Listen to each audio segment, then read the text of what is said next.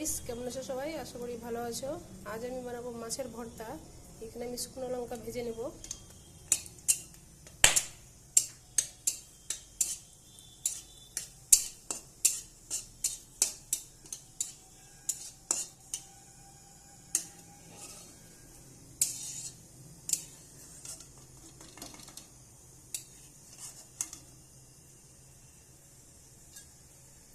তারপরে আমি মাছ দিয়ে দেবো।